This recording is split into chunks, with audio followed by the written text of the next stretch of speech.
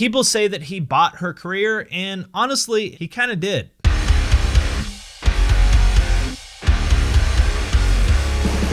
What's up, everybody? I'm Finn McKenty. This is the Punk Rock MBA, and today we are here to talk about the whole idea of quote-unquote industry plants. And if you spend much time on Reddit or in comment sections, then you're probably already familiar with the term, but for anybody who may not be, essentially the term industry plant refers to any artist who presents themselves as like an organic, self-made success, when in reality, the actual reason that they were successful is because they were pushed heavily by the music industry. Labels, managers, PR reps, that sort of thing. The idea is that they were planted there by the industry, oftentimes due to wealth, family connection, or some other sort of unfair inside advantage. And industry plants are definitely a real thing. There is no question about that. But at the same time, I have to wonder, are we overusing the term? How often is it applied to artists who honestly don't deserve it? It made me feel like people were like stripping me away from all the hard work that I did, because I worked my ass off. And if somebody is actually a quote unquote industry plant, what does that actually mean? Like, does that mean we shouldn't listen to their music, even if it's good? And really at the core of this whole conversation is the question of how do we define what is a quote unquote real artist or not? I will do my best to answer all of those questions in this video by looking at people like Billie Eilish, Panic at the Disco, Fall Out Boy, the Kid Laroi, Babymetal, Taylor Swift, and more. But first, if you haven't, please check me out on Twitch. I'm streaming twice a week on Tuesdays and Thursdays from 4 to 7 p.m. Pacific, and there's a link to that in the description of this video.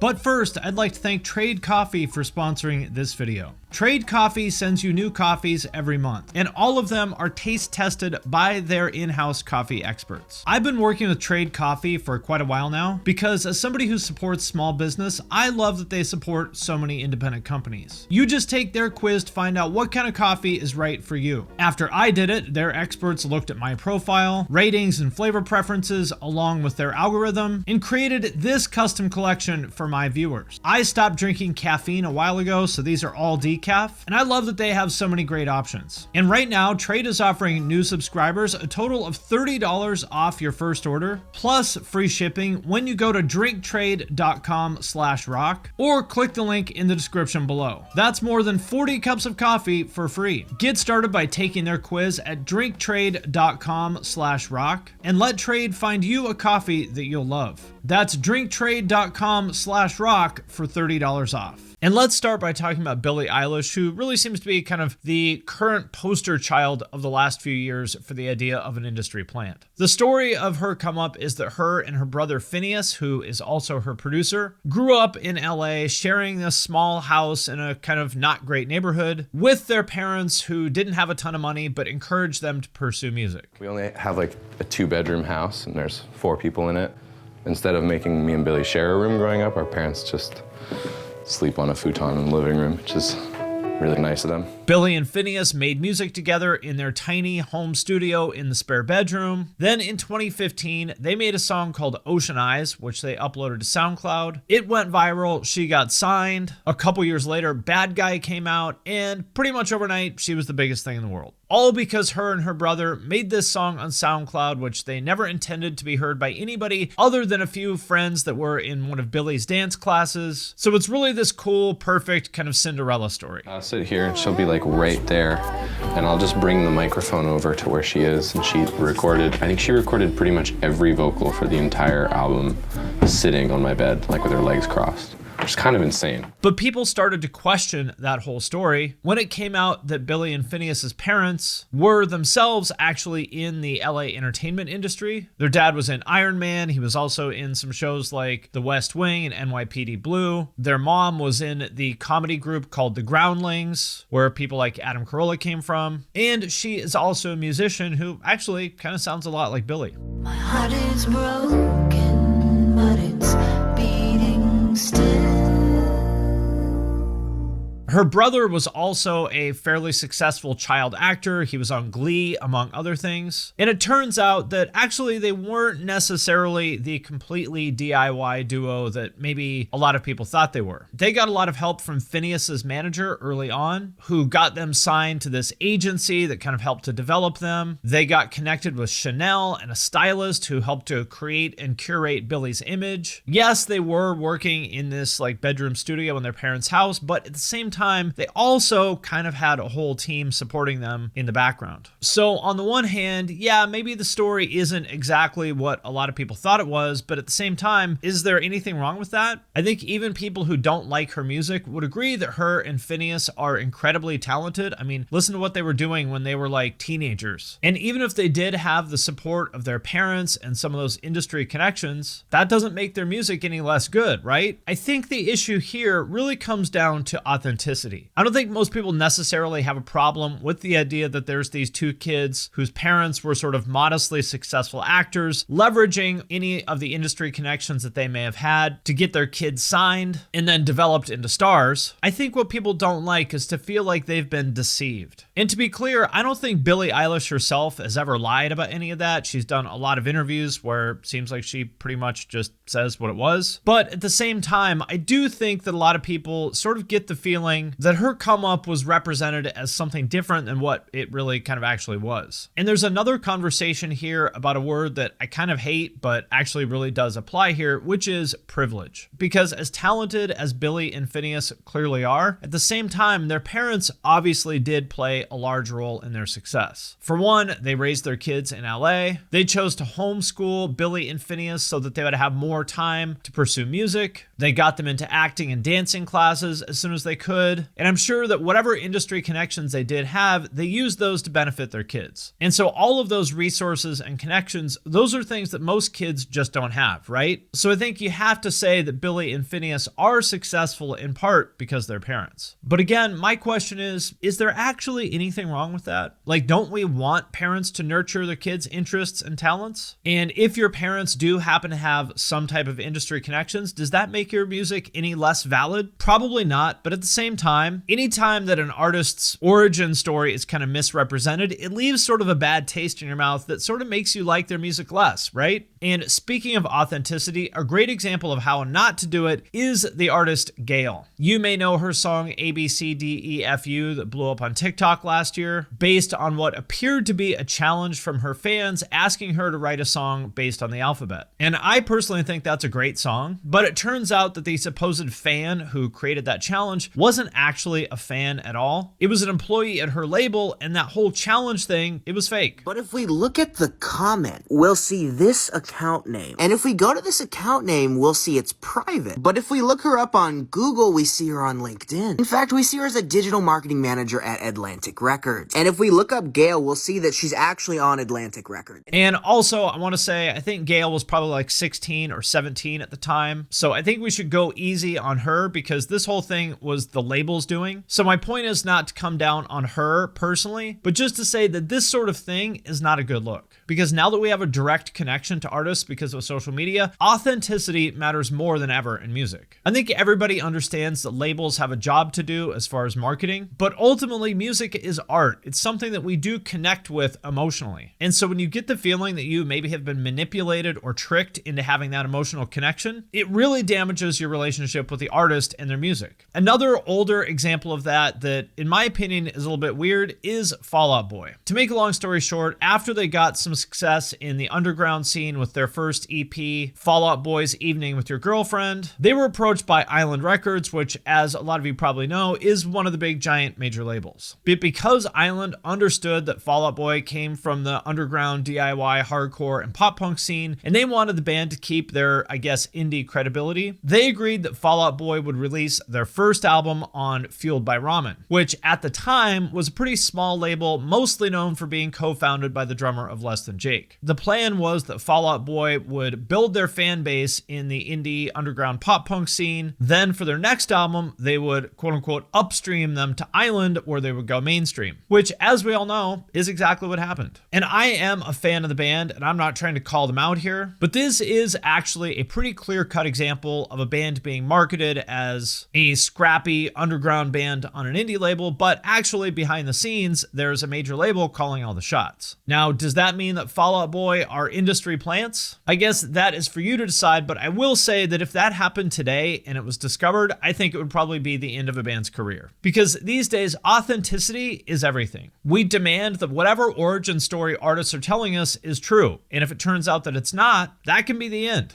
And speaking of Pete Wentz, another interesting example of this is Panic at the Disco. They were discovered by Pete Wentz of Fall Out Boy on LiveJournal after they spammed him with links to their demo. He loved it and signed them to his new label DK Dance before they had ever played a single show. And as we all know, after they released their first album, they pretty much immediately blew up. I chime in with a haven't you people ever heard of closing a damn door? No. And the phrase industry plant didn't really exist back then, but if it did, I'm pretty sure a lot of people would have called them that, because I remember a lot of people at the time thinking that they were some sort of emo boy band put together by Pete Wentz, which is not accurate, but it is true that they had a lot of industry support before they had ever even played a single show. And would they have gotten so big so fast without that support? Probably not. But again, my question is there something wrong with that? I mean, the job of labels and managers is to promote the band, right? So doesn't their success just mean that the label did their job? It seems to me that Panic at the Disco got those connections because they put in the work to find them by recording those demos and relentlessly hounding Pete and spamming him to listen to them. And yes, they probably got a little bit lucky, but luck is a part of anybody's success, right? So I personally don't really see a problem here. I think this is a case where the label of industry plant would get applied to basically just be shorthand for saying, I don't like how much success this artist is having, as just kind of a way to discredit and invalidate them, which, to put it bluntly, honestly, is bullshit. To me, what it comes down to is either the music is good or not. Whether they're getting a lot of industry support really shouldn't matter. Oh, the most ridiculous thing I've ever read about myself, that I'm an industry plant. Sis,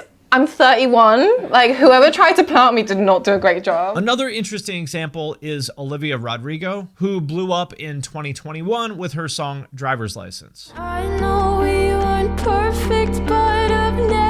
And I think she's really talented. She seems like a cool person, and I'm genuinely really happy to see her success. I think it's doing a lot for introducing young people to rock. But at the same time, I think it's true that her success isn't exactly organic. She's been acting since she was a child, most notably on one of the High School the Musical spinoffs. And she has the entire Disney machine behind her, and we all know how good they are at creating stars. So in a sense, I suppose you could say it's true that she's an industry plant, in the sense that she has had this really heavy industry support behind her since day one. But by that definition, wouldn't every artist with a label and a manager be an industry plant? And there's sort of a larger question here of, is Olivia Rodrigo not allowed to make music because she was on a TV show? Like, does that mean that all her art is going to be written off as bullshit? Does that mean that Childish Gambino and Drake are also industry plants because they were on TV? I think that would be a little bit weird to say, right? And also underlying all of this, there's sort of an unstated assumption that I want to very, very heavily disagree with, which is the idea that success can be bought. On the one hand, yes, obviously having the kind of heavy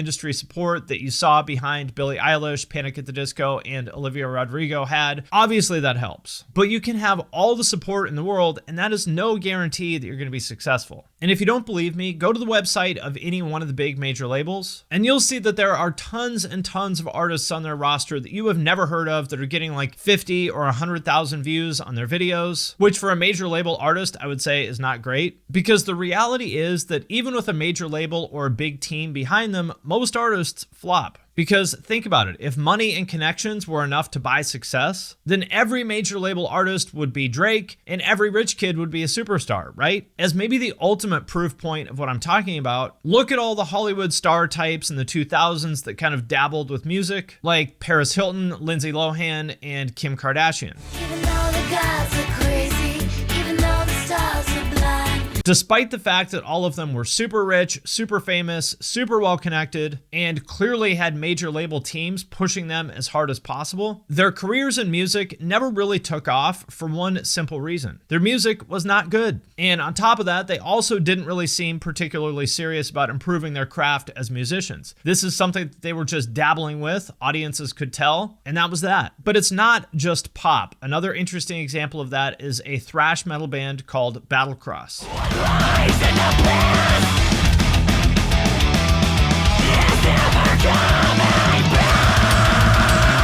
A About 10 years ago, James Hetfield of Metallica kind of took them under his wing, gave them a bunch of shout outs, booked them on Metallica's Orion Festival, and despite all of that, the band kind of fizzled because, with all due respect to them, their music was really kind of just okay. And so my thought on that is, if a cosign from the most successful thrash musician of all time can't put a thrash metal band over, well, I think that just goes to show that industry connections really can only take you so far. Because the bottom line is that literally nobody can give you a career if the music isn't there. I think the flip side of that is the Kid Laroi. As most of you probably know, he was a young Australian rapper who was sort of adopted by Juice WRLD, who was at the time, I would say, kind of the biggest name in emo rap. Laroi opened for Juice WRLD at some of his shows in Australia. He got a feature from Juice and was even eventually signed to the same management company. And did that connection with Juice WRLD help Laroi?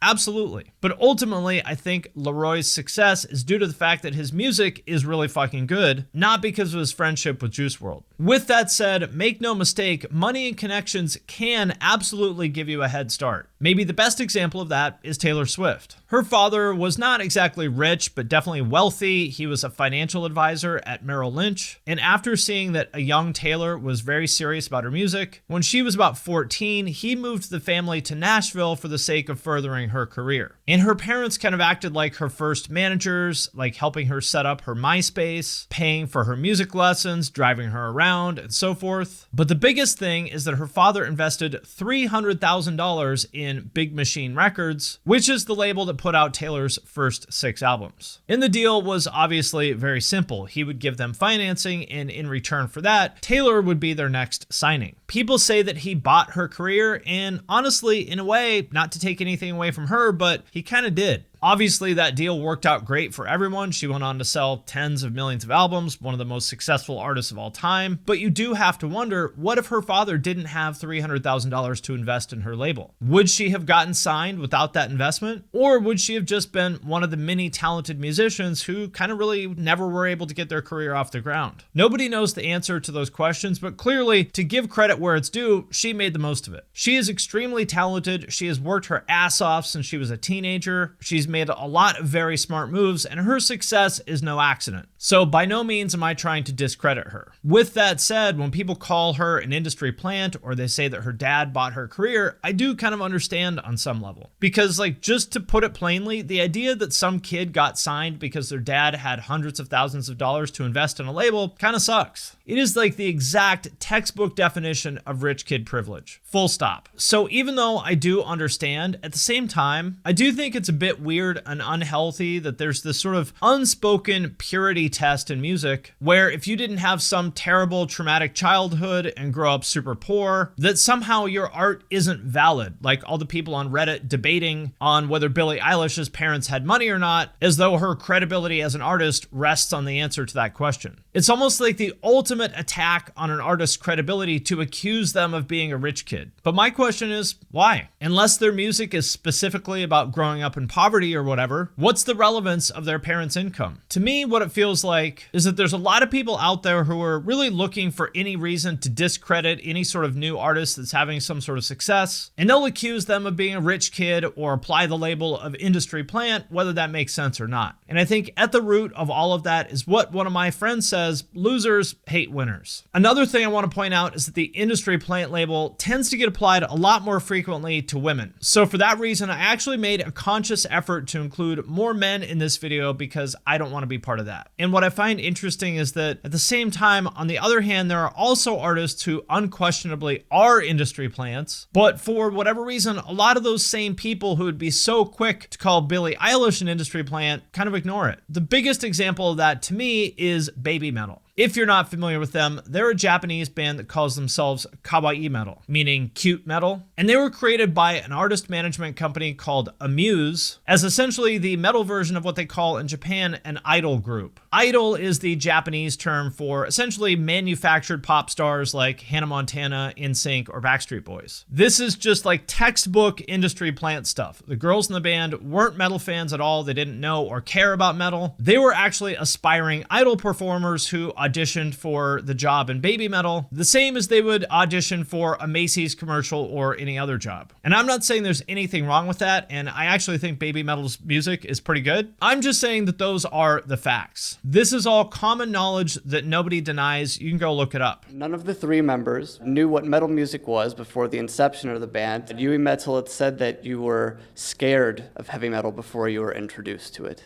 True. And yet their fans, oftentimes the same people who would call Billie Eilish an industry plant and say that all American pop is fake, plastic, manufactured trash, refuse to say the same thing about Babymetal, even though clearly they are literally textbook industry plants. So ultimately what it comes down to is this. What I hope you can see from all of these examples is that there's really no clear definition of what is or isn't an industry plant, to the point where, in my opinion, it's kind of a meaningless term. Like I said, there are definitely some examples of inauthentic, potentially shady things that happen in the music industry, like Gayle's whole TikTok thing or Fall Out Boy's secret major label backing. But more often than not, I think that the term industry plant is just a label that people throw at artists who they don't like as a way to discredit them. Because at the end of the day, it's kind of an ugly truth, but the music industry has one job, and that is to make money from music. Music is a product, and they are the ones selling it. Every label, manager, booking agent, and PR company, they are all doing the same thing. And so in that sense, every signed artist is an industry plant. But like I've hopefully shown in this video, none of that stuff matters unless the music is good. So my advice is worry less about whether someone is or isn't an industry plant and just listen to the music. All right, my friends, that does it for this video. As always, let me know what you think in the comments. Also, I want to thank everyone who supports me on Patreon, especially those of you who support at the True Cult level or above. Patrons get all my podcasts early. There are members-only channels in my Discord server that I am super active in. And also, there's a way to have me review your music or artwork. Every month, I do a call for submissions. If you want me to check something out, just drop it in the comments of that post. Then I will review it live on Twitch and post it on Patreon for everyone else to see. So if that sounds cool, hit the link in the description of this video. And with that, I'm going to sign off for now, but I will see you next time.